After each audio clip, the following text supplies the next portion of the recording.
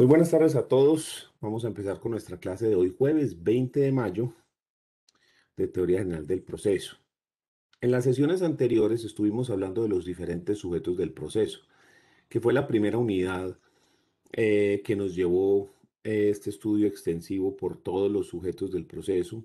Y hablamos del juez, de los funcionarios del juzgado, hablamos de las partes, de lo que es un litisconsorcio, de los apoderados, de los auxiliares de la justicia. Y dimos pues por finalizada esa nulidad, perdón, esa unidad con con el tema de los auxiliares de la justicia. Y a partir de este momento vamos a empezar una nueva unidad que es la unidad 2, que se refiere a los actos de iniciación del proceso. Entonces vamos a iniciar con eso. Entonces, actos de iniciación del proceso. El acto de iniciación por excelencia de un proceso es la demanda. La demanda es un acto complejo que está regulado en las leyes procesales. Tiene una estructura que está determinada por el legislador y esa estructura nosotros la podemos, digamos, graficar de manera general porque prácticamente todas las demandas tienen los mismos requisitos de la siguiente manera. Esta es la estructura tomada, esta está tomada directamente del Código General del Proceso, artículo 82, que es el código procesal que está regulando los requisitos de la demanda para civil, familia, comercial y agrario. Pero nosotros podemos hacer extensiva esta estructura de la demanda para laboral, para administrativo, ¿sí? Incluso para demandas de constitucionalidad, porque todos tienen más o menos el mismo esqueleto básico que es este que estamos viendo. El primer peldaño de la estructura de esta demanda es la introducción de la demanda. Y esa introducción de la demanda va a estar compuesta por tres cosas. Está compuesta por el juez al que va dirigido, la identificación del demandante y del apoderado del demandante y la identificación del demandado. Digamos que esos son los tres componentes más básicos que debe tener esa introducción de la demanda. El juez al que va dirigido, para lo cual es necesario hacer los análisis de jurisdicción y competencia, que, como todos sabemos, implican el estudio de la otra materia que es instituciones procesales, donde se mira el factor subjetivo, el factor funcional, el factor objetivo, el factor territorial, y nos da como resultado, después de hacer ese análisis de jurisdicción y competencia, quién es el juez natural para conocer de un proceso, quién es el juez indicado. Si es un juez civil del circuito de Medellín, por ejemplo, o el juez administrativo del circuito de Cartagena, o el juez penal municipal de Riohacha, ¿sí? Dependiendo de las circunstancias, de la materia, de todos los componentes que tiene ese estudio de jurisdicción y competencia, entonces usted determina quién es el juez natural. El juez natural hace parte del debido proceso porque es la persona que no solo tiene jurisdicción, es decir, que tiene el poder delegado por el Estado para resolver el conflicto, sino que además es la persona indicada, quien tiene las capacidades, quien tiene el conocimiento necesario y justo para resolver ese caso concreto. Entonces el juez natural se transforma en una garantía del derecho procesal para el demandante y para el demandado, de que esa persona es la persona idónea para resolver el asunto. Si de pronto usted no recuerda, no lo ha visto todavía porque no ha cogido esa materia o ya la cogió, pero pasaron muy rápido por ahí y no lo vieron, yo en el canal de YouTube tengo videos sobre los factores que determinan la competencia. Entonces ahí lo pueden buscar para que se den cuenta de cómo es que funciona este asunto de determinar el juez natural. ¿Listo? Entonces ahí, en esa primera parte de la demanda va el juez al que va dirigido. El segundo componente es la identificación del demandante y la identificación del demandado. Debemos identificar quiénes son los demandantes con su nombre, que si es una persona natural está compuesto por el nombre de pila y los apellidos, o si es una persona jurídica está compuesta por la razón social, la expresión que forma la sociedad más el tipo societario. Entonces, por decir algo, almacenes éxito SAS, ¿sí? Y además debe incluirse dentro de la identificación de las partes el número de identificación. Y tengamos en cuenta que en Colombia los números de identificación son, si son personas naturales, nacionales colombianos se identifican con el número de cédula o con el NUIP, número único de identificación personal, NUIP. Entonces, las personas naturales nacionales colombianos se identifican con el número de cédula o con el NUIP, número único de identificación personal. Si son extranjeros, se pueden identificar con la cédula de extranjería, si son extranjeros domiciliados legalmente en Colombia, con la cédula de extranjería, o si son extranjeros de paso, se van a identificar con el número del pasaporte. Entonces, las personas naturales se pueden identificar con el NUIP, número único de identificación personal, con la cédula de ciudadanía, con la cédula de extranjería o con el número de pasaporte, dependiendo de si son nacionales o son extranjeros y si están domiciliados o si son de paso. ¿Listo? Si son las personas jurídicas se identifican con el NIT, número de identificación tributaria, NIT. El número de identificación tributaria se le da cuando la persona se constituye legalmente y queda registrada ante la Cámara de Comercio, entonces se le crea un NIT y con ese número se va a identificar. ¿Listo? Ese número se obtiene del certificado de existencia y representación legal que se obtiene en las cámaras de comercio. Usted puede ir a una cámara de comercio y solicitar el certificado de existencia y representación legal, básicamente de cualquier persona jurídica que esté legalmente constituida en Colombia. ¿Listo? Entonces, yo los identifico de esa forma. Pero cuando demandante o demandado sean incapaces, como por ejemplo menores de edad o personas jurídicas que no tienen capacidad de ejercicio, tienen capacidad de goce, pero no capacidad de ejercicio, porque la capacidad de ejercicio solamente la tienen las personas naturales mayores de 18. En ese evento, cuando hay incapacidad, debemos también identificar al representante legal de esa persona. El representante legal de las personas naturales, los menores de edad, usted lo va a encontrar en el registro civil de nacimiento. Dentro del registro civil de nacimiento aparece el nombre de los padres. Y si por alguna circunstancia los padres no son los representantes legales, como por ejemplo que los padres fallecieron o que los padres fueron privados de la patria potestad, en la parte de abajo del registro civil de nacimiento, donde está el espacio para notas, ahí aparecería la anotación donde se dice quién es el representante legal de la persona, ¿sí? De esta forma, este es el registro civil de nacimiento. Un segundito, yo lo pongo más grandecito. Este es el registro civil de nacimiento de una persona. El registro civil de nacimiento, aquí está el NUIP, número único de identificación personal, acá arriba. Aquí dice dónde fue registrada la persona, en una registraduría, notaría, cuál es el número de la notaría, o en un consulado, o en un corregimiento, o en inspección de policía.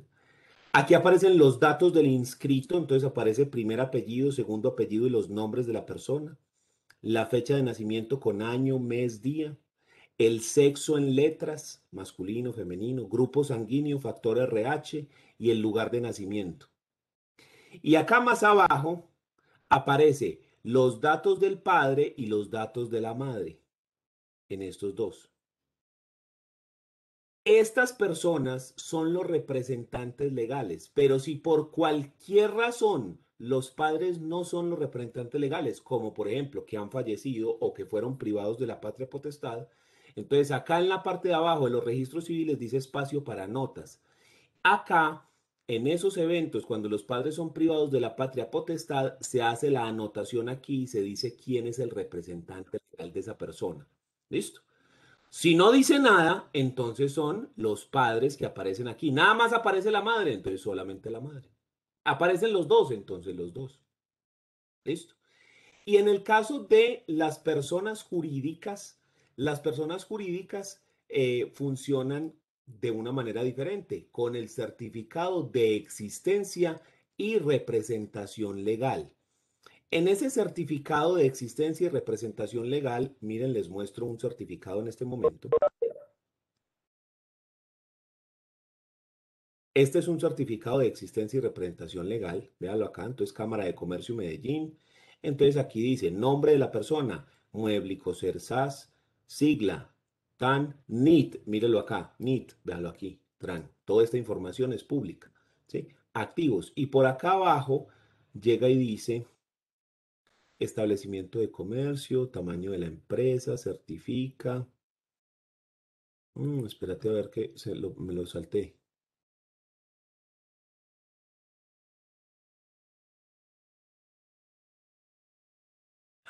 Perdón, es que saqué el registro mercantil, no el certificado de existencia y representación legal. Qué pena. El, les estaba mostrando el que no era. Disculpen. Ese es otro. Es este, discúlpenme. Es este. ¿Sí? El certificado de existencia y representación legal, mírenlo acá arriba, ¿sí? El que estaba mostrándoles ahorita es el del establecimiento de comercio. Entonces volvemos aquí. Razón social, Mueblico Cersas.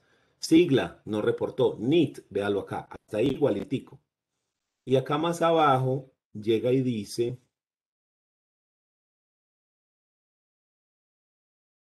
representante legal. Entonces dice, representación legal. El gerente investido de funciones ejecutivas y administrativas, como tal, aparece a cargo de la representación legal de la sociedad, de la gestión. O sea que el gerente es el representante legal. Y entonces miremos quién es el gerente. Entonces mire, dice, nombramientos, cargo, representante legal, Jorge Eliezer, y número de cédula, suplente, Gabriela, y aquí está. Esta persona es el representante legal.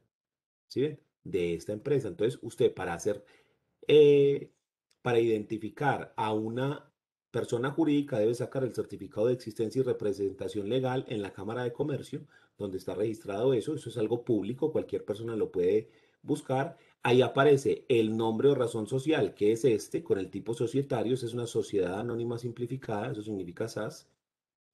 Aparece el NIT y nos dice también quién es el representante legal. Entonces, de esa forma yo obtengo esa información para poder dar cumplimiento a esa primera parte que implica la eh, identificación de las partes. Asimismo, debo identificar también al abogado que está ejerciendo como representante o apoderado del demandante. Y en el caso del abogado, que seríamos nosotros, basta con poner el nombre y el número de tarjeta profesional. No es necesario poner la cédula, ya que los abogados nos identificamos con la tarjeta profesional. ¿Listo? De esta forma, entonces, digamos que cumplimos lo básico de la introducción de la demanda, que viene siendo la identificación del juez al que va dirigido, la identificación del demandante y la identificación del demandado. Sin embargo, también es importante realizar dentro de esta identificación, perdón, dentro de esta introducción, lo relativo a identificar qué clase de proceso estamos interponiendo con esta demanda. ¿Qué es lo que estamos discutiendo en este momento? ¿Esto es una demanda de qué tipo? Esto estamos haciendo una demanda, un divorcio contencioso, una fijación de cuota alimentaria, una nulidad y restablecimiento del derecho, una indemnización por despido sin justa causa o lo que sea que estemos haciendo. Entonces es importante también mencionarle al juez qué es lo que estamos haciendo, qué tipo de proceso, cuál es la demanda que estamos instaurando. ¿Sí? ¿Cuál es la clase de proceso? ¿Qué ocurre si nosotros no conocemos quién es el demandado? Por ejemplo, en una sucesión, yo no sé si la persona, si hay más hijos. Yo sé que soy el único hijo conocido, pero yo no sé si existen más personas que tengan derecho. Entonces, ¿qué hacemos en ese evento? En ese evento debemos decir que se manifiesta bajo la gravedad de juramento que se desconoce cualquier otra persona y se le solicita al juez que se haga un edicto emplazatorio para llamar a las personas que pudieran tener derecho dentro de ese proceso. ¿Listo? Así es como funciona cuando, digamos, no se conoce eso o no se conoce el número de identificación de una persona, por ejemplo, simplemente el nombre. Entonces mencionamos bajo la gravedad de juramento que no se conoce. Eso es la parte inicial de la demanda. Eso es esa introducción de la demanda. Bajemos al segundo piso y aquí nos encontramos con las pretensiones. Las pretensiones son el núcleo del proceso. Las pretensiones son la parte más importante de la demanda, el centro del proceso. Si yo tuviera que decir cuál es la parte fundamental, el requisito sine qua non de una demanda, indudablemente tendría que ser las pretensiones.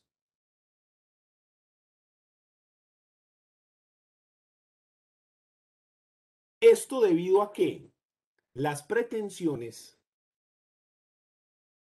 le indican al juez qué es lo que pretende, qué es lo que quiere el demandante, qué es lo que el demandante está solicitando que el juez haga, cuál es el reclamo que se le hace al demandado. Pero además de ello, la justicia es rogada. Significa que el juez solamente va a fallar según lo pedido. Por regla general, el juez no puede fallar ultra ni extra petitum. ¿Cómo así?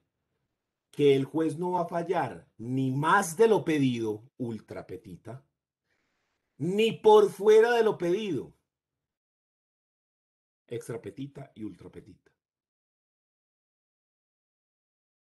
No entiendo, ¿cómo así?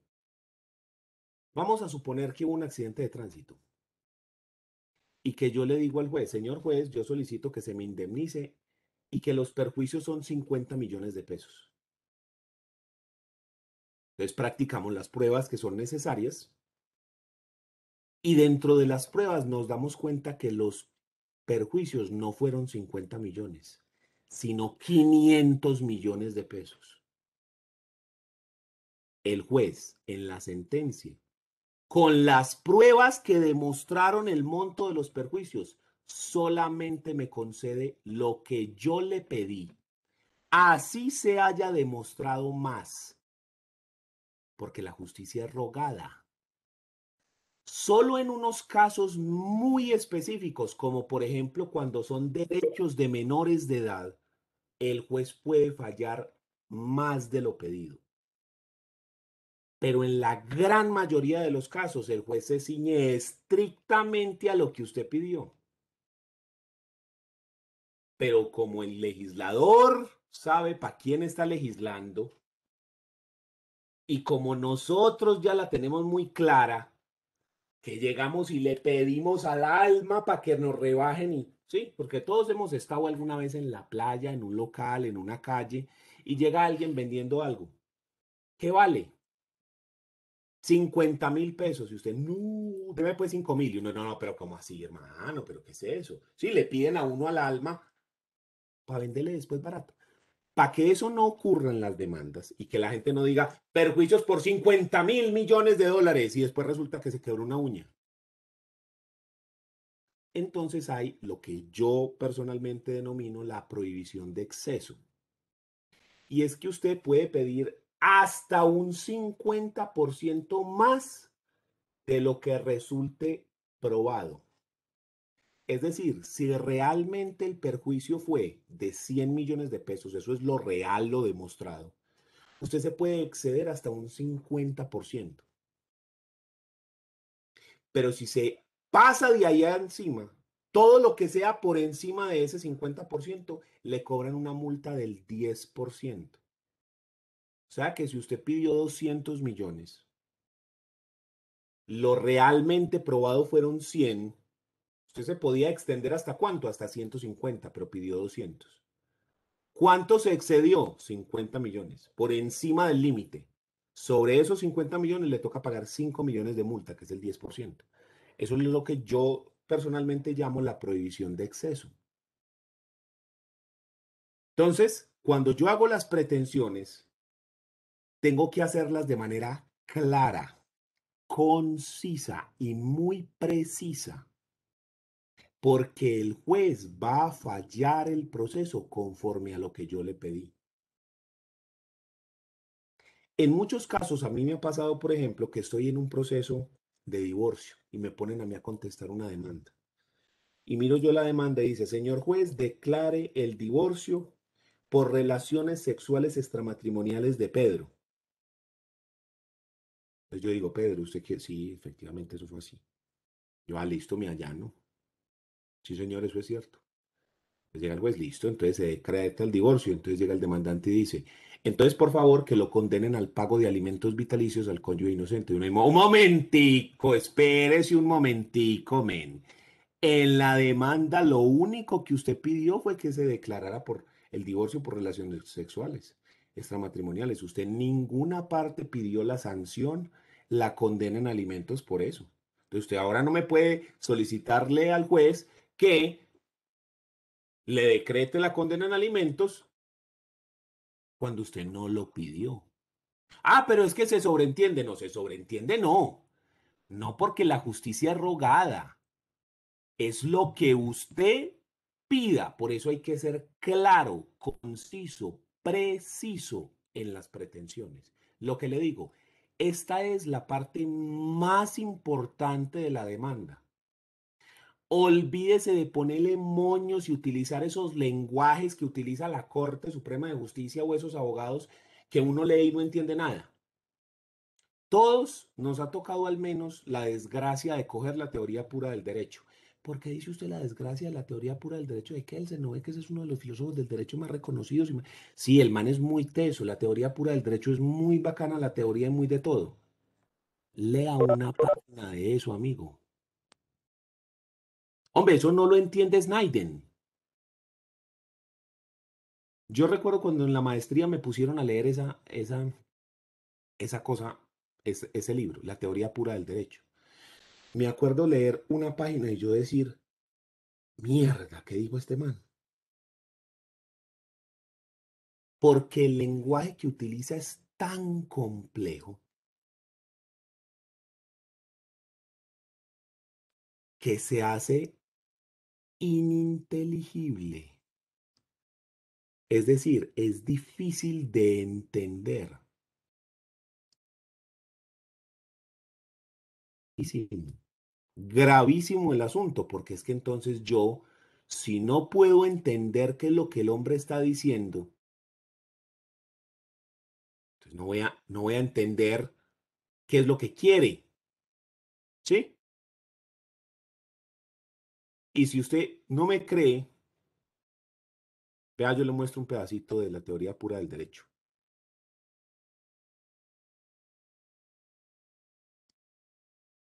Vea pues, ¿qué es una teoría pura del derecho? La teoría pura del derecho es una teoría del derecho positivo en general, y no del derecho en particular.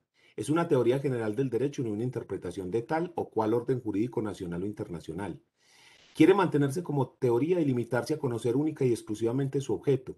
Procura determinar qué es y como fenómeno se forma del derecho sin preguntarse cómo debería ser o cómo debería formarse. Es una ciencia del derecho y no una política jurídica. Al calificarse como teoría pura, indica que entiende constituir una ciencia que tenga por único objeto el derecho e ignore todo lo que no corresponde estrictamente a su definición. El principio principal fundamental de su método es, pues, eliminar de la ciencia del derecho todos los elementos que le son extraños. Hasta ahí uno dice, no hay problema, está entendido. Entonces uno dice, ah, súper bacán.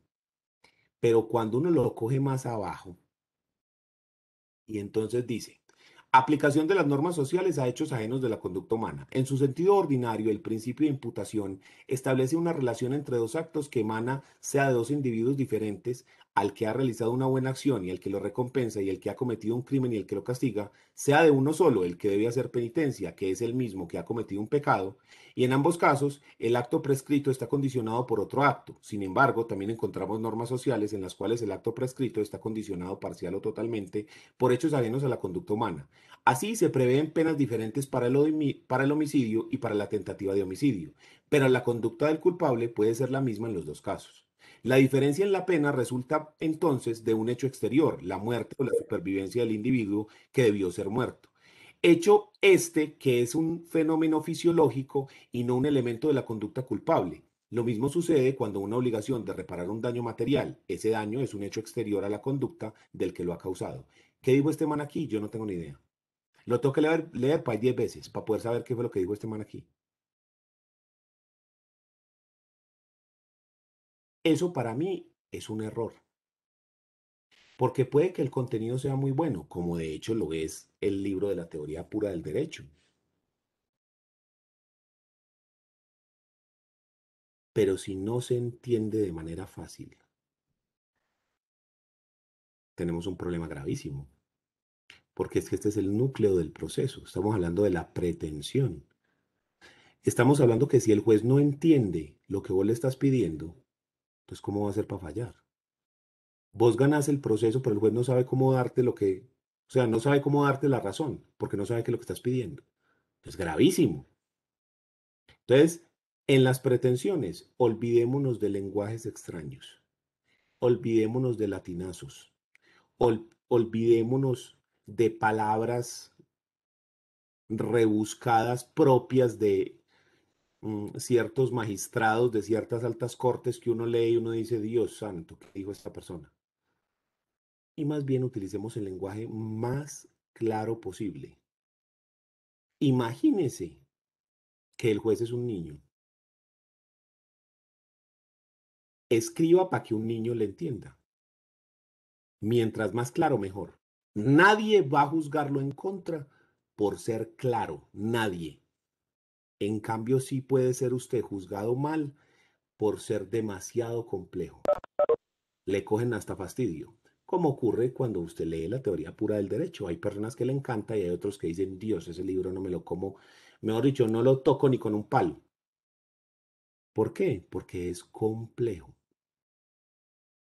Acuérdese del álgebra de Baldor, ¿sí? Que uno la miraba y uno le empezaba a dar como dolor de estómago por la complejidad. Mientras más claro, mejor. Las pretensiones deben entonces ser claras y concisas, pero yo estoy hablando en plural. O sea que yo puedo pedir varias cosas dentro de un solo proceso o solo puedo pedir una sola. La respuesta es que sí, yo puedo pedir varias cosas. Cuando se piden varias cosas, ese fenómeno se denomina acumulación de pretensiones. Pero para que válidamente se puedan acumular pretensiones, debe cumplirse con unos requisitos. El artículo 88 del Código General del Proceso nos habla de cuáles son los requisitos para acumular pretensiones. De esta forma.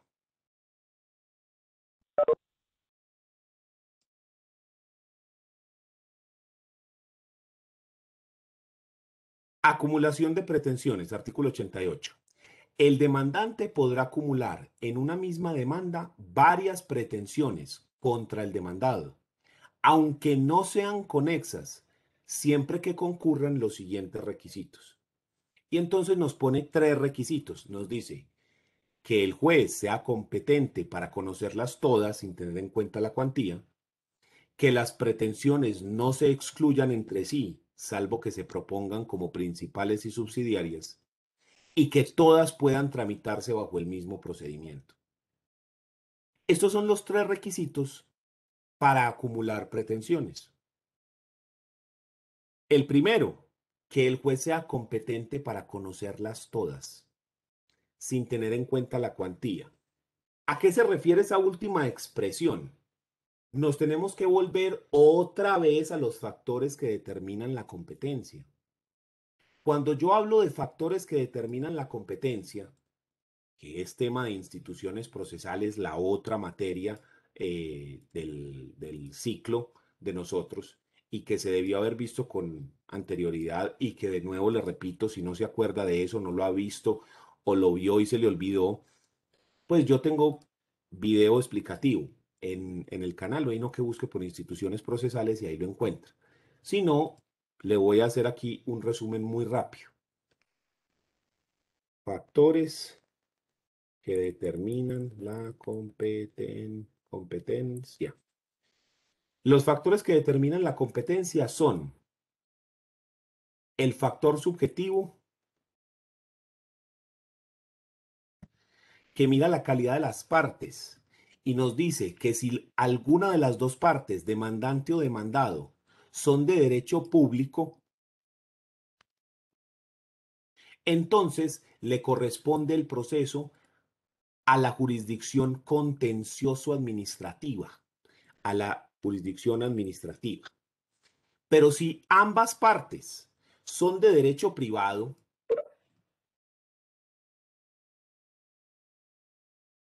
entonces le corresponde a la jurisdicción ordinaria.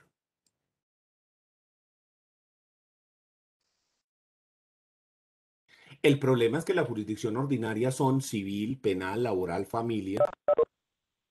Entonces, ¿cuál de ellos? Para identificar efectivamente cuál, entonces nos debemos remitir al segundo factor, que es el factor objetivo. El factor objetivo analiza dos cosas. Analiza, primero, la naturaleza del asunto o materia y analiza la cuantía.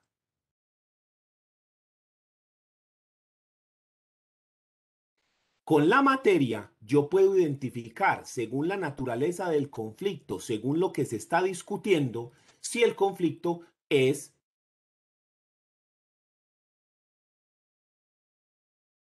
civil, penal, laboral o de familia. ¿Sí? Porque con la materia yo voy a analizar todas estas cosas y yo puedo analizar cuál entonces, según el conflicto, cuál entonces es la naturaleza y quién es el juez que lo debe conocer, dependiendo de si es civil, penal, laboral o familia, ¿cierto? Y cuando yo analizo la cuantía, es decir, el valor económico del proceso, este puede dividirse en tres cuantías. Mayor cuantía, menor cuantía y mínima cuantía. Mayor cuantía, estamos hablando de más de 150 salarios mínimos legales mensuales vigentes. Menor, estamos hablando de de más de 40 y menos de 150 salarios mínimos. Y mínima, estamos hablando de menos de 40 salarios mínimos, no 140, 40 salarios mínimos legales mensuales vigentes. ¿Esto para qué lo hago? Porque si es de mínima cuantía, le corresponde al juez municipal en única instancia. Si es menor cuantía, le corresponde al juez municipal, pero en primera instancia. Y en segunda instancia al juez de circuito. Y si es mayor cuantía, le corresponde al juez de circuito en primera instancia y en segunda instancia le corresponde al Tribunal Superior de Distrito. Ah, profe, pero ¿y qué pasa si el proceso no tiene contenido económico? Como una filiación. Pedro demanda a Juan diciendo que es su presunto padre. Eso no tiene contenido económico. Entonces, ¿cómo hago yo para analizar esto si no tiene contenido económico? Cuando no tiene contenido económico, entonces yo debo utilizar el factor funcional. Este factor funcional establece la competencia dependiendo de lo que la ley determina de manera específica. ¿Cómo así? Yo me debo remitir a los códigos procesales y ahí dice de manera específica cada juez que conoce. Si usted se viene para el Código General del Proceso y se viene para acá a partir del artículo 15 en adelante, miren acá en la izquierda, dice cuáles son la competencia de los jueces de esta forma. Los jueces civiles municipales en única instancia conoce de lo que está regulado en el artículo 17. Entonces se viene para el artículo 17, dice, jueces civiles municipales conocen en única instancia. Y entonces aquí me empiezan a narrar los procesos. Procesos contenciosos de mínima cuantía, de los procesos de sucesión de mínima cuantía, celebración del matrimonio civil, conflictos que se presenten entre copropietarios o tenedores del edificio o del conjunto entre ellos y el administrador, los casos que se contemplan en estos artículos del Código de Comercio, los asientos atribuidos al juez de familia en única instancia cuando no haya juez de familia, los requerimientos y diligencias varias, los que conforme a disposición especial deba resolver un juez de conocimiento de las controversias de procedimientos de insolvencia de persona natural no comerciante. Y así sucesivamente. Entonces, mire, juez civil municipal en primera instancia, entonces aquí también hay una lista. Juez civil del circuito en única instancia, y acá me tiene la lista. Jueces civiles del circuito en primera instancia, y acá también está la lista de cuáles son los casos. Jueces de familia en única instancia, y aquí están los casos. Jueces de familia en primera instancia, y aquí están los casos que conocen. ¿Sí? Y así sucesivamente. Entonces yo también puedo ir al Código Penal y ahí está lo mismo. Y yo también puedo ir al Código de Procedimiento Laboral y ahí está lo mismo. Y al Código de Procedimiento Administrativo y también está lo mismo. O sea que el factor funcional distribuye la competencia según lo que es el legislador consideró que debe conocer cada juez. Entonces, si no tiene contenido económico, yo debo buscar ese proceso a quien le corresponde.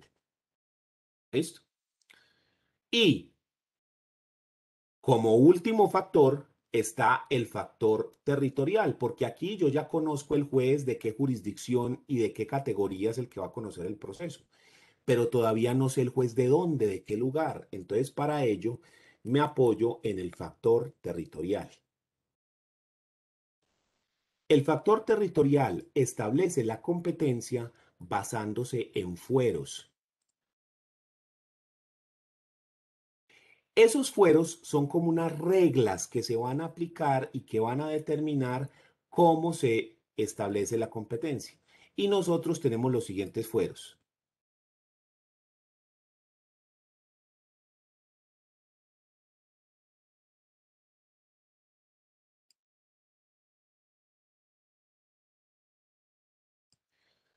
Tenemos el fuero personal, que establece la competencia por el domicilio del demandado. El fuero real, que es que se aplica cuando el conflicto versa sobre un bien inmueble y será competente el juez del lugar donde está ubicado el bien inmueble.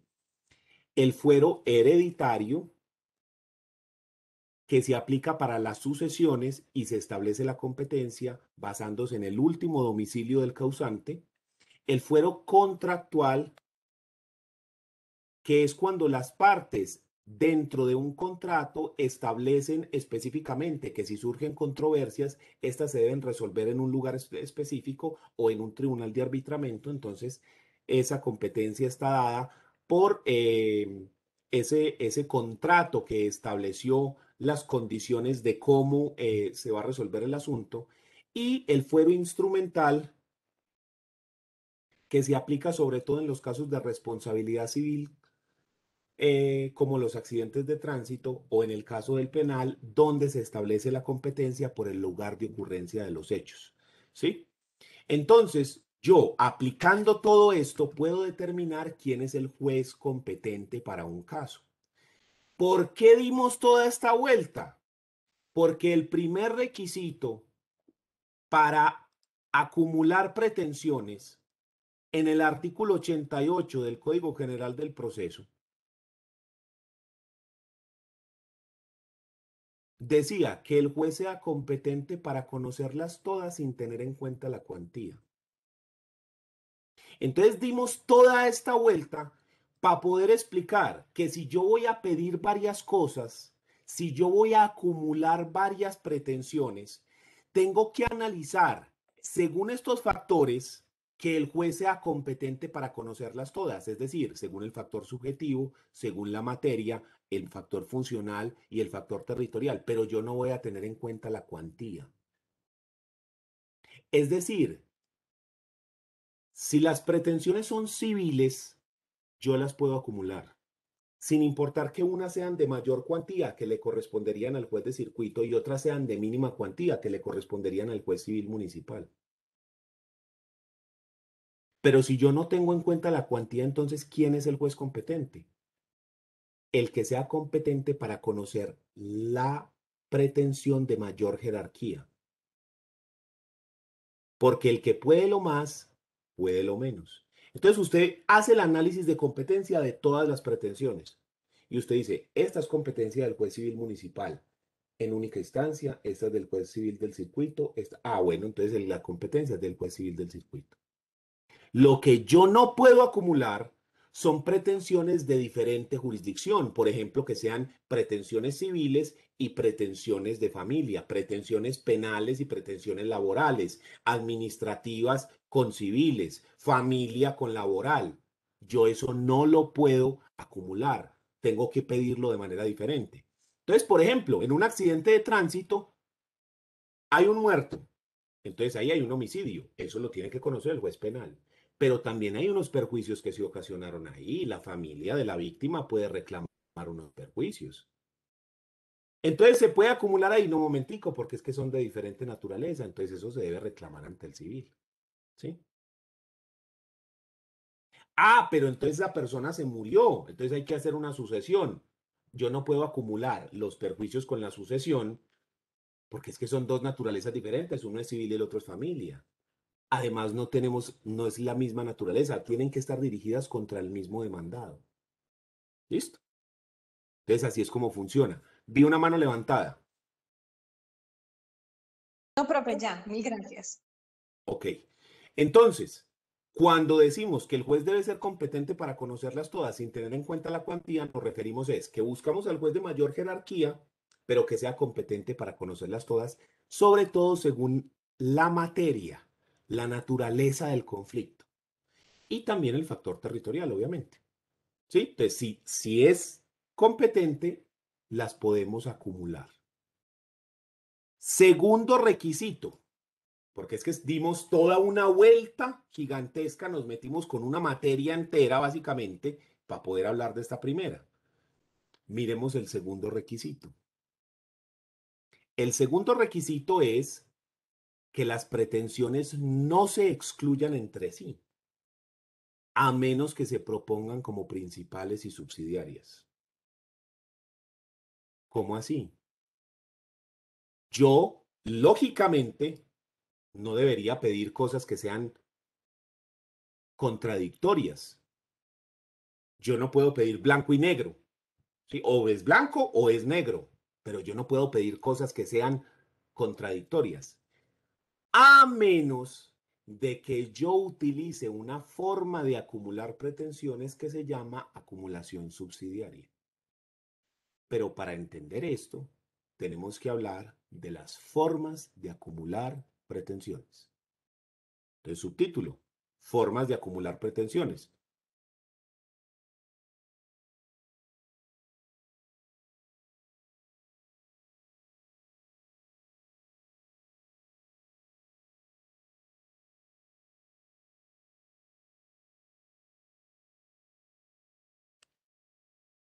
Formas de acumulación de pretensiones.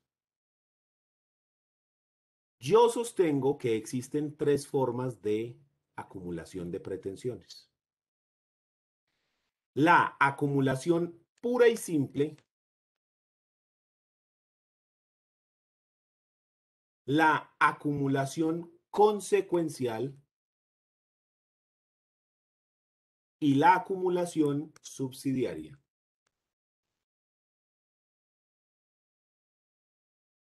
¿Qué es una acumulación pura y simple?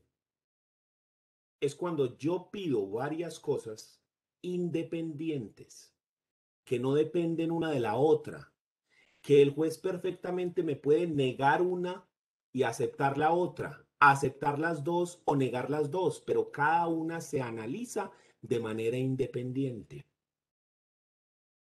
Imagínese que usted va a una tienda y dice, me da por favor un café con leche y un buñuelo. Si no hay café, le entregan el buñuelo. ¿Sí? De nada importa que haya o no haya café, el buñuelo viene. Si hay, viene. Si hay los dos, le entregan los dos. Ah, no, no hay sino café, no hay buñuelo, le entregan el café. No hay ninguno de los dos, le entregan los dos. Hay los dos, le entregan los dos. Pero son independientes. La persona va y busca de manera independiente.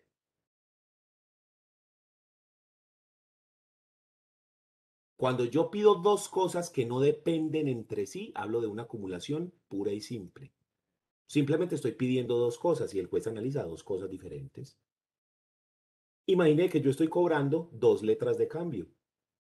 Una por 20 millones que le presté en junio y otra por 10 millones que le presté en marzo. Que me haya pagado una quiere decir que no me va a pagar la otra, no. Si me paga las dos, entonces hay alguna rebaja, no.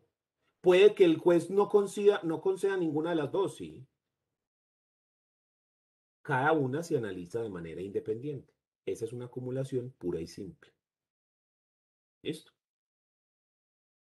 Segundo tipo de acumulación, la acumulación consecuencial. Esta acumulación consecuencial tiene la particularidad de que yo tengo una pretensión principal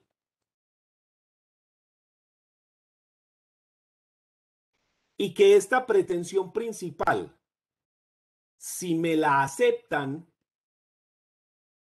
eso da como resultado que el juez entre a analizar una pretensión consecuencial.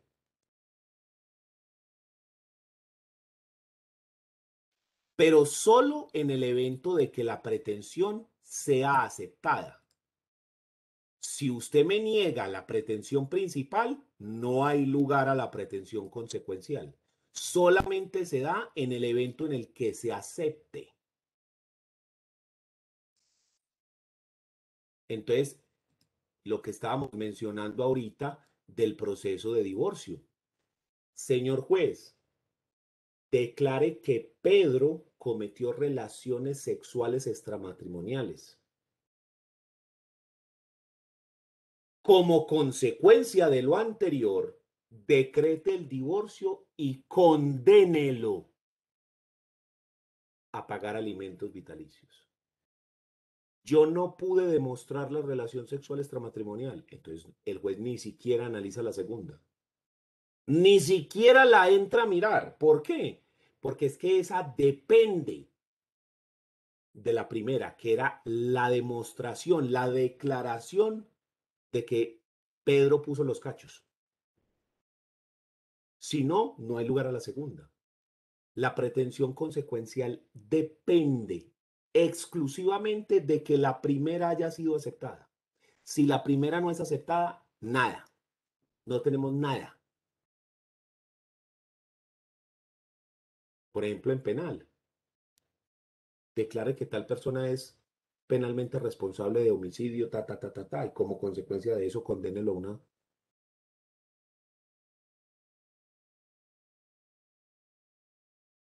pena privativa de la libertad de X años. Diferente a esa es la pretensión, la acumulación subsidiaria. Esta acumulación subsidiaria también tiene una pretensión principal.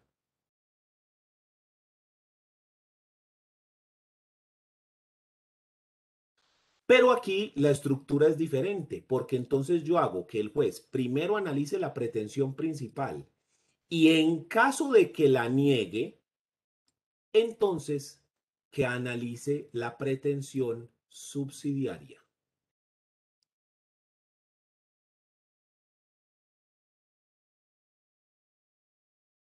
Es decir, que la pretensión subsidiaria solo se va a revisar en el evento en el que el juez niega la pretensión principal.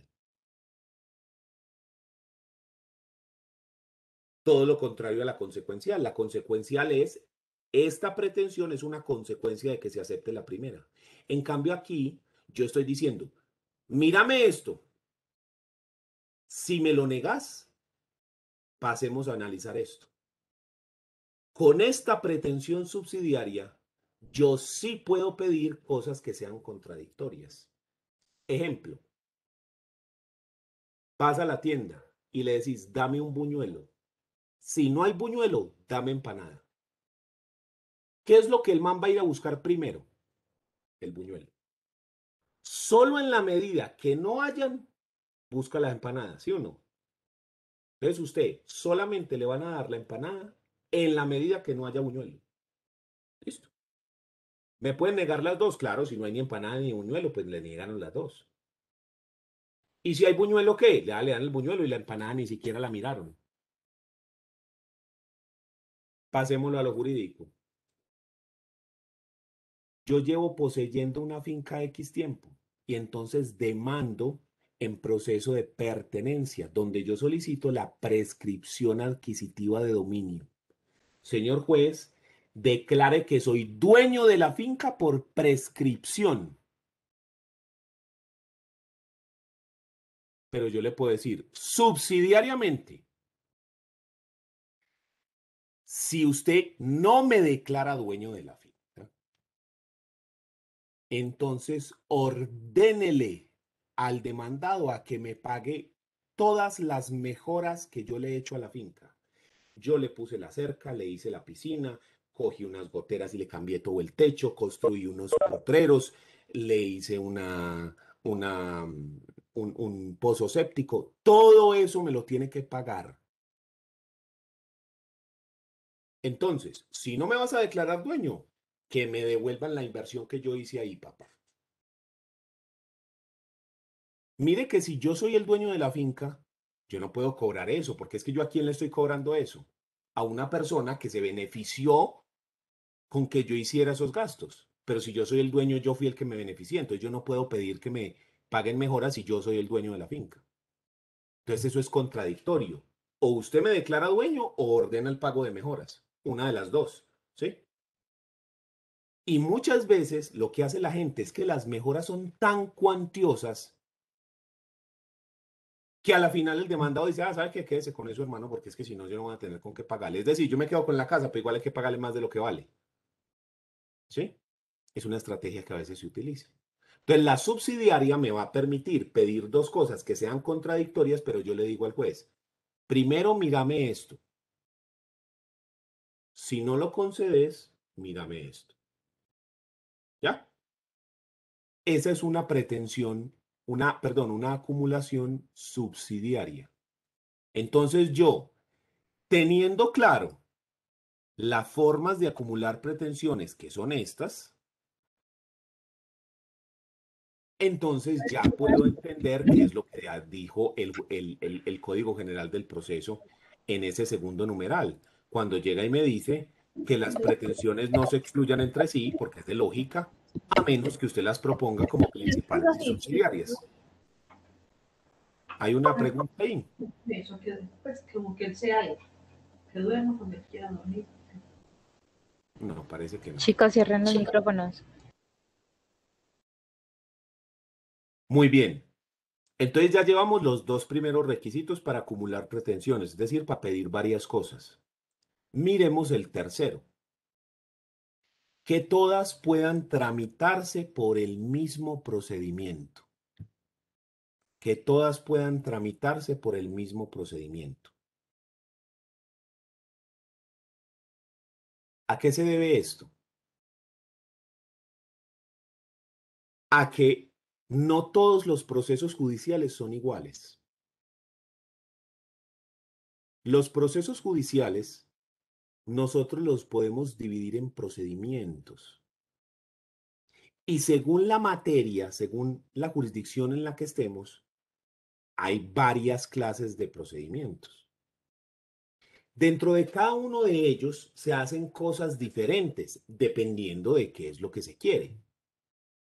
Entonces yo no puedo acumular pretensiones que sean de diferentes procesos porque son incompatibles, porque en cada proceso yo tengo que hacer algo diferente. Entonces yo no puedo acumular cosas que se tramiten en procesos diferentes. Uno de los ejemplos más comunes que a las personas les cuesta identificar por qué es el divorcio y la liquidación de la sociedad conyugal. El divorcio pretende la terminación del vínculo matrimonial. Esa es la pretensión. Y la liquidación de sociedad conyugal lo que pretende es que se reparta el patrimonio social conseguido durante ese matrimonio. ¿Sí? Pero resulta que dentro del Código General del Proceso existen 4 clases de procedimientos. Entonces aquí pongamos clases de procesos o procedimientos. Esto en el Código General del Proceso, que es el de civil, familia, comercial y agrario. En penal habrá otros, en administrativo otros, en laboral otros, pero en este momento me interesa estos, que es el que más jurisdicción tiene, porque tiene la civil, familia, comercial y agrario. ¿Sí? Entonces acá tenemos 4 clases de procesos.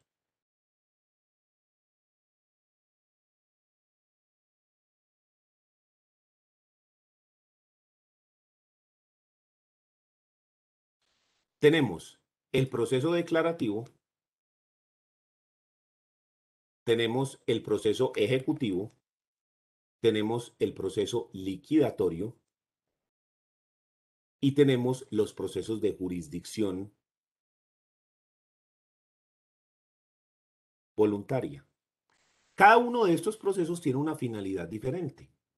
La finalidad del proceso declarativo es que el juez declare la existencia o inexistencia de un derecho, un hecho o una situación jurídica.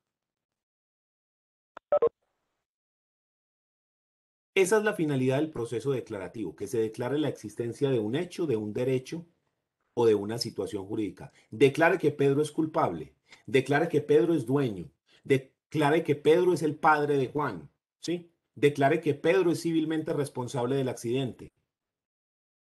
Y aquí también pueden haber las condenas, ¿sí? El proceso ejecutivo, la finalidad del proceso ejecutivo es solicitar el cumplimiento de una obligación que se encuentre en un título ejecutivo, es decir, en un documento que contenga una obligación clara, expresa y exigible. Esa es la finalidad del proceso ejecutivo, solicitar el cumplimiento de una obligación que se encuentre en un título ejecutivo, es decir, un documento que contenga una obligación clara, expresa y exigible. Es decir, cobrar. Lo que usted pretende con el proceso ejecutivo es cobrar. Cobrar lo que se le debe en una letra de cambio, en un cheque, en una sentencia incluso. ¿Cuál es la finalidad del proceso liquidatorio? La finalidad del proceso liquidatorio es repartir un patrimonio común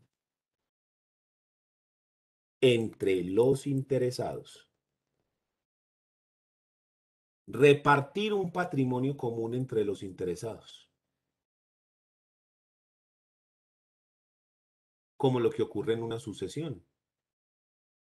Repartir la herencia entre los herederos. Y los procesos de jurisdicción voluntaria son un trámite o una solicitud que se le hace al juez, pero que no tiene contención, es decir, que no hay demandado.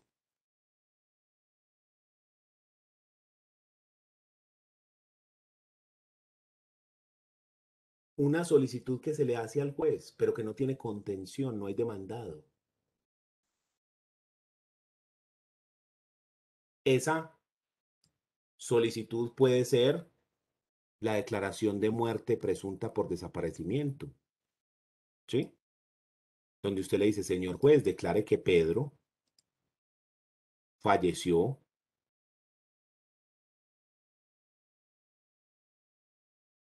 porque hace más de 2 años que no tenemos ninguna información de él. Entonces usted le dice, señor juez, declárelo muerto presunto por desaparecimiento. Entonces, es un trámite, una solicitud que se le hace al juez, pero que no tiene contención, no hay demandado. Esa es la característica principal del proceso de jurisdicción voluntaria, que no hay demandado, no hay contención. Y esto ocurre con los procesos, por ejemplo, de declaración de muerte presunta por desaparecimiento, cuando había lo de las interdicciones, incluso el divorcio de mutuo acuerdo está aquí. Pero entonces volvemos a lo mismo. ¿Por qué estamos dando esta vuelta explicando los procesos del Código General del Proceso? Porque el código nos dice que para acumular pretensiones, estas no deben tramitarse por el mismo procedimiento, no pueden tener un procedimiento diferente. ¿Por qué se da esto? ¿Por qué se hace ese requerimiento? ¿Cuál es la razón? La razón de eso es una razón muy práctica y es que la estructura de los procesos es diferente. ¿De qué forma, Daniela? Ya le doy la palabra. Dentro de un proceso declarativo, la estructura de un proceso es esta.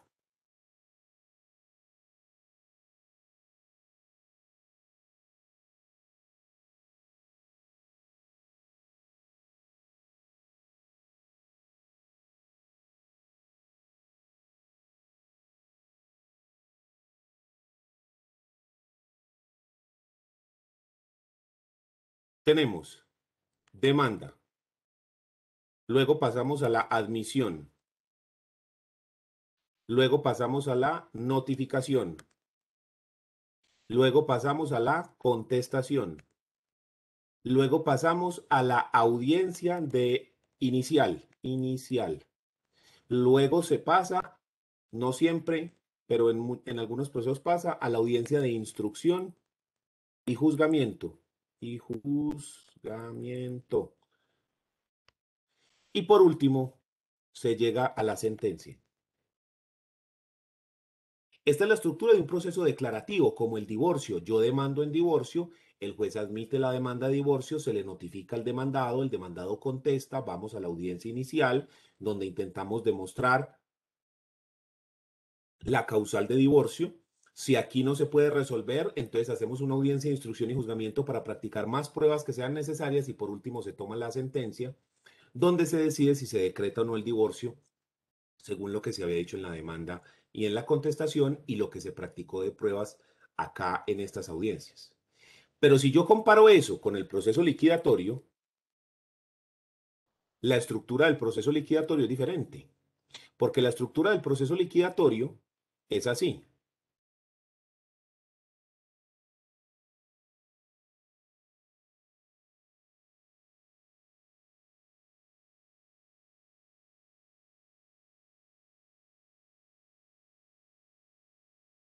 Al principio es igual, demanda, admisión,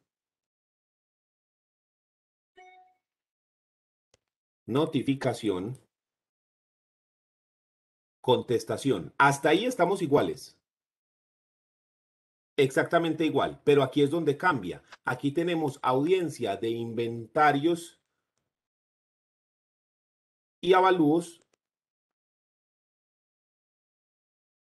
y luego pasamos a la etapa de partición. Y luego tenemos la sentencia aprobatoria de la partición. Y puede haber una etapa intermedia aquí, que es una audiencia de objeción al inventario, que puede ser intermedia acá en este asunto. Entonces miren que si bien la estructura del proceso es igual hasta acá, en estas dos partes es igualita, demanda, admisión, notificación, contestación, en el otro pedazo es totalmente diferente, porque en un lado yo hago audiencia inicial y audiencia de instrucción y juzgamiento y luego paso a sentencia. Y en el otro caso, yo hago algo totalmente diferente, que es una audiencia de inventarios y avalúos, una etapa de partición, una sentencia. Son dos estructuras diferentes.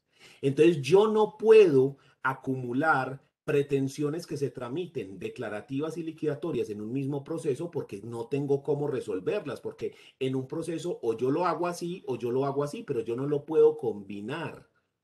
Entonces, por eso es que el divorcio y la liquidación de sociedad conyugal no se pueden tramitar dentro de un solo proceso, porque el divorcio se tramita aquí declarativo y la liquidación de sociedad conyugal, donde yo voy a repartir los bienes sociales conseguidos durante el matrimonio, se tramita de esta manera. Entonces, por eso es que el código en el tercer requisito nos habla de que el proceso debe tramitarse por el mismo procedimiento. Yo no puedo tramitar dos procesos en uno. Tiene que ser todas por el mismo procedimiento. Entonces, además de que el juez sea competente para conocerlas todas, de que yo las haya presentado, las haya acumulado como puras y simples, consecuenciales o subsidiarias, además de eso, todas tienen que tramitarse por la misma clase de proceso. Daniela.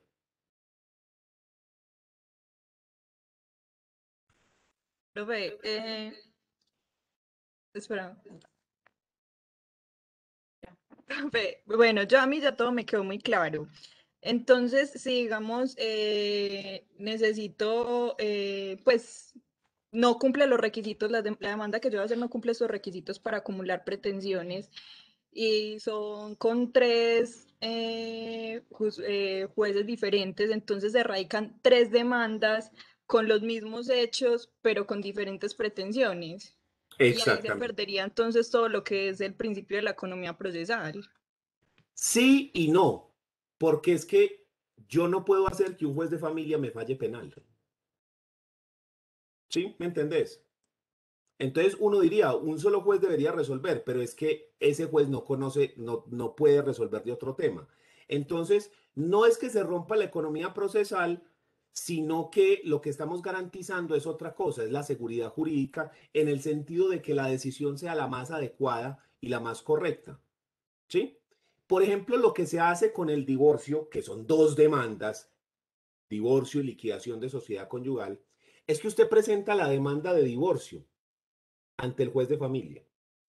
E inmediatamente después, ante el mismo juez y a continuación del mismo de la sentencia, sin necesidad de someterlo a reparto, usted le solicita al mismo juez que dé trámite a la liquidación. Entonces el juez termina el divorcio e inmediatamente empieza la liquidación de sociedad conyugal. Es otro proceso, tiene otro radicado, pero es el mismo juez que ya conoce los hechos, que ya sabe qué es lo que ocurre, ya conoce la situación, entonces él es el más indicado para conocer del asunto. No hay que someterlo a reparto, ni siquiera tenés que presentar una demanda nueva, sino una solicitud, siempre y cuando esto se haga dentro de un término.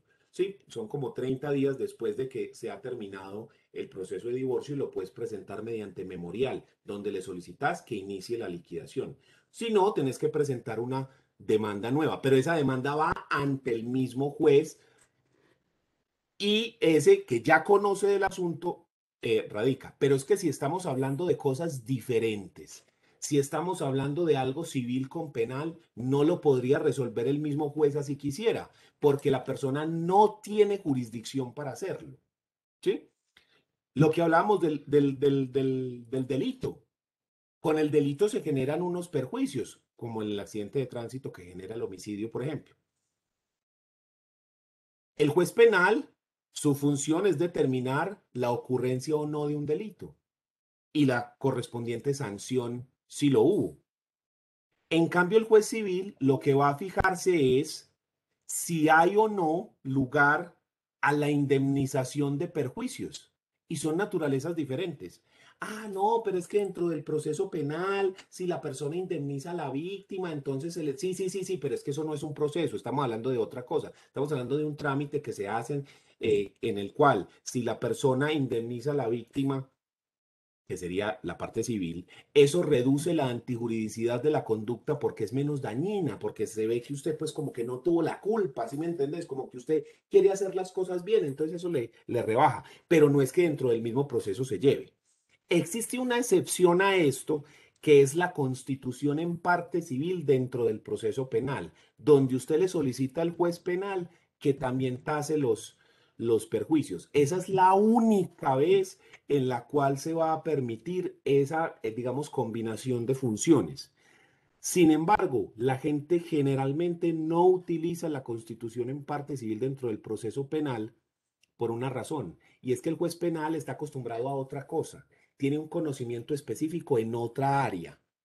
Entonces, las indemnizaciones que pueda fijar el juez penal generalmente no son tan altas, generalmente no son tan buenas como las que puede hacer el juez civil. Entonces, la gente prefiere demandar por fuera, porque puede obtener más de esa manera, ya que los jueces civiles pueden tasarlo de una manera diferente. ¿Listo? Es más, puede que la persona salga exonerado del proceso penal, donde diga, no, no hubo homicidio, pero que le toque responder civilmente, porque puede que el delito no se haya cometido,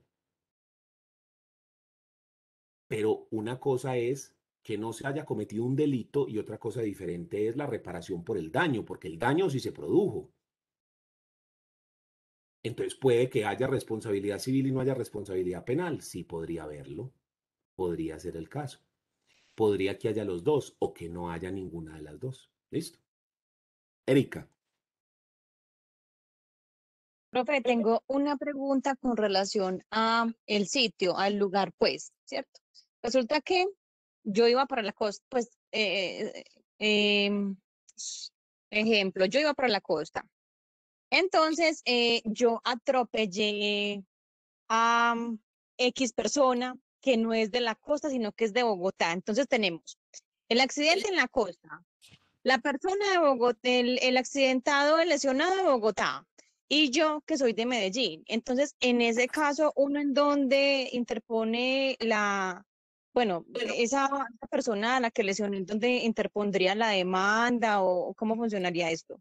Ahí nos tenemos que ir para lo que es otra materia, que es instituciones procesales, donde uno ve los factores que determinan la competencia. Y cuando uno ve los factores que determinan la competencia, ve cómo se relacionan los factores entre sí, porque puede que en un caso específico, como lo que vos estás proponiendo, se presenten dos o más factores a la misma vez, que haya concurrencia de factores. Entonces, ¿qué pasa cuando hay concurrencia? En ese caso, vos me estás proponiendo que concurren el fuero personal y el fuero instrumental, es decir, donde ocurrieron los hechos y el domicilio de las personas. El domicilio de la víctima no importa, porque lo que se va a hacer es demandar en el domicilio del demandado, ¿sí? Y la víctima sería el demandante o la familia de la víctima. Entonces no importa dónde vivía la persona, lo importante sería el domicilio del demandado. El domicilio del demandado sería la persona que atropelló, que decís que vive en Medellín. Pero también tenemos el lugar donde ocurrieron los hechos, en este caso en la costa, vamos a decir en Cartagena. Entonces, tenemos dos fueros. ¿Qué hacemos ahí? Para ese caso en específico que concurren los dos fueros, el demandante tiene la posibilidad de escoger en cuál de los dos quiere demandar. Si demanda en Medellín o demanda en Cartagena, como le quede mejor a esa persona. Pero hay otros eventos en los cuales los fueros concurren y no se puede escoger. Por ejemplo, si el conflicto es sobre un bien inmueble, como lo que ocurre en un proceso de prescripción adquisitiva de dominio, en un proceso divisorio, en un proceso de servidumbre, ahí única y exclusivamente se demanda en el lugar donde está ubicado el bien. No importa que uno viva en otro lado, que el otro viva en otro, que es menor de edad, que es discapacitado, que es una empresa, que es el Estado, no importa. El lugar donde está ubicado el bien y punto. ¿Sí? Lo mismo ocurre con las sucesiones. En la sucesión es el último domicilio del causante, sin importar que había unos herederos en una parte, había otros herederos en otra parte, que los bienes estaban en una parte, que los otros bienes estaban en otra, que había unos herederos que son menores de edad, que otros son unas personas jurídicas. Nada, el último domicilio del causante. Porque el fuero real y el fuero hereditario no concurren, son fueros de aplicación exclusiva, que en esos eventos se aplican de manera exclusiva y no concurren con otros fueros. Pero para eso, pues lo que te digo, hay que volver a estudiar los fueros e identificar cómo se relacionan entre sí y cuáles fueros son concurrentes o no, y en caso de que concurran, cómo se hace para identificar entre unos y otros y si hay alguno prevalente o preferente sobre los demás, ¿sí? En este caso te menciono los dos más prevalentes, que son el fuero hereditario y el fuero real. Pero así es como funciona. Igual lo que te digo, yo en el canal de YouTube tengo en las clases de instituciones procesales del semestre pasado, y apenas voy a tocar ese tema esta semana en las de instituciones procesales de este semestre, sobre cómo se relacionan esos fueros y cuáles son las reglas de ellos. Entonces se puede buscar ahí con un poquito más de información o buscar en un libro de teoría general del proceso donde se hable de los factores que determinan la competencia, en específico del factor territorial y los fueros, cómo se relacionan. ¿Listo? ¿Alguien más tiene alguna duda?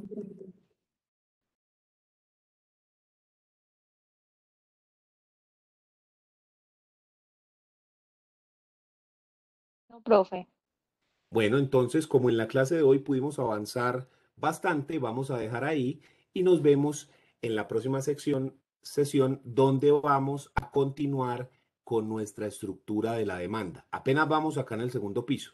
La idea es que en la próxima clase veamos todo el resto, que ya es un poquito más sencillo que las pretensiones, que como es el núcleo, como es la parte más importante, pues fue lo que más rato nos llevó y teníamos que explicar las figuras de acumulación de pretensiones, tanto los requisitos como las formas de acumular pretensiones. Entonces, esta clase por eso nos quedamos solamente acá. Y la próxima clase ya terminamos con toda la estructura de la demanda y con eso concluimos, digamos, el acto de iniciación del proceso más importante que es la demanda. Listo. Nos vemos entonces en la próxima clase. Muchas gracias a todos por la atención. A usted, Chao, profe, profe. gracias.